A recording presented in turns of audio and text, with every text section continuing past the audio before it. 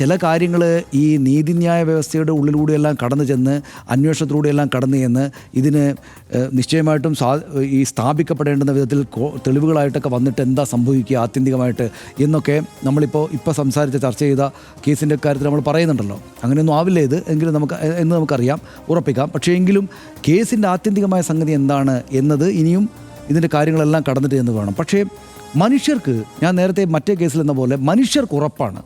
അതായത് ജനത്തിനും മനുഷ്യർക്ക് കുറേയേറെ കാര്യങ്ങൾ കണ്ടു കഴിഞ്ഞാൽ ഇതിങ്ങനെയായിരിക്കും എന്നൊരു ഉറപ്പുണ്ട് മനുഷ്യർക്ക്. ആ ഉറപ്പ് രാഹുൽ മാങ്കൂട്ടത്തിൻ്റെ കേസിൽ മനുഷ്യർക്കുള്ളിൽ വന്നു കഴിഞ്ഞു.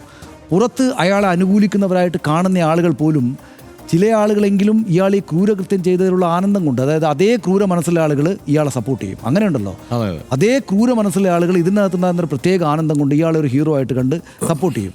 മറ്റു കുറേ ആളുകൾ രാഷ്ട്രീയമായിട്ട് ഇയാൾ ഭയങ്കരമായിട്ട് എൻ്റെ പാർട്ടിക്ക് വേണ്ടി ജോലി ചെയ്തയാണല്ലോ, ഇപ്പം ഞാൻ അയാളെ സപ്പോർട്ട് ചെയ്യണം എന്ന് വിചാരിക്കും. മറ്റു കുറേ ആളുകൾ ഈ പറയുന്നൊന്നും വസ്തുതയാകില്ല എന്ന് സ്വയം അങ്ങ് വിചാരിച്ചിട്ട് കുറച്ച് ആളുകൾ പിന്തുണയ്ക്കും. അങ്ങനെ കുറച്ച് ആളുകൾ കേരള സമൂഹത്തിൽ പിന്തുണക്കുന്നു എന്നല്ലാതെ ഇയാൾ ഒരു മനുഷ്യന് ചെന്നെത്തിപ്പെടാവുന്ന ഏറ്റവും വലിയ അധപ്പതനത്തിലുള്ള ആളാണ് എന്ന് ഇതിനകം തന്നെ ബഹുഭൂരിപക്ഷം മലയാളികൾക്കും മനസ്സിലായിട്ടുണ്ട്. ആ മനസ്സിലായ കാര്യങ്ങളിലേക്ക് ഒന്നുകൂടെ വിശദാംശങ്ങളുമായിട്ട് വരികയാണ് ഈ പെൺകുട്ടിയുടെ ആദ്യ ഐഡൻറ്റിറ്റി വെളിപ്പെടുത്താതെയുള്ള പരാതി വന്നത്. ഇപ്പോൾ ആ കുട്ടി തന്നെയും നേരിട്ട് വന്ന് ആ മൊഴി പോലീസിന് കൊടുത്തോടു കൂടിയിട്ട് ആ കേസ് കൂടെ സ്ട്രോങ് ആവാനാണ് പോകുന്നത്.